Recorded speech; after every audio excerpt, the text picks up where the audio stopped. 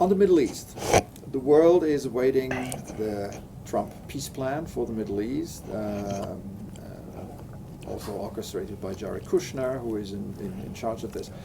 Do you know anything about it? We're hearing that this is coming up pretty soon. We've heard some elements here and there, but do you know anything about it? I actually know less about what's going on in the administration now than I did before I was his lawyer, because I try to stay out of it, and I'm pretty busy working on the other parts of it. I don't know exactly the parts of the peace plan. I have my own very strong views on how you do peace in the Middle East, because I've been involved with Israel since 1985. Go there a lot, have a great deal of interest in it, and have been watching it and involved in it and discussing it now for 40 years. And I think he's doing the right thing in trying to make it clear that there's not a moral equivalency between the Palestinian Authority and the State of Israel. And if you create a moral equivalency like Clinton did, I think that threw us way off. I'll tell you what was really, I think what has to be undone is the terrible mistake we made in embracing Yasser Arafat. Yasser Arafat was a murderer. I'm not saying that lightly. I investigated him for murder of Leon Klinghoffer.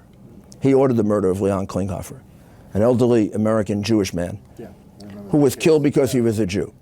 He killed 26 other Americans, not to mention Israelis, his own people. Then he turned into, in a latter day, he turned into a crook. His wife is here in France, got a couple $2 billion. That's American money, European money that went to help Palestine. People of Palestine are starving, not because of the Jews and the Israelis. People in Palestine are starving because the leaders of Palestine steal all their money. And nobody wants to say anything about that.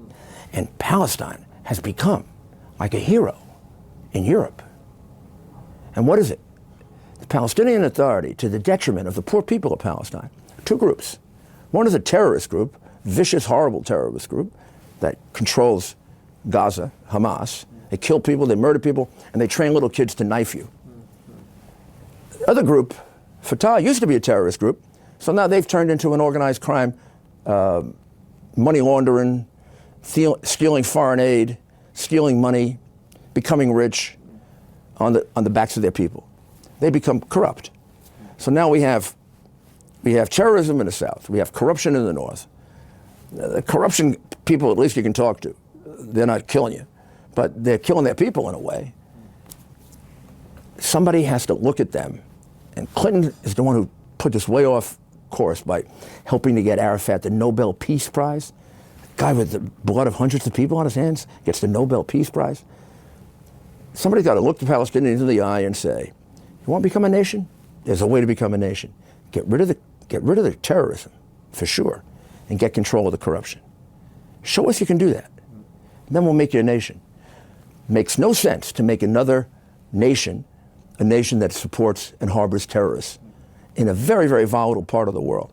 So they say, do you believe in a two-state solution? Absolutely. If they're both able to be states, if they're both able to be peaceful, if they're both able to be relatively honest, but I don't see the benefit of America trying to help create another terrorist state. Makes no sense. And it's just going to lead to war 4 or 5 years down the road. Sloppy left-wing thinking has helped to create a lot of the problems in this world. People have to be dealt with realistically. And we have not dealt with Palestine realistically. And then you'll help their people.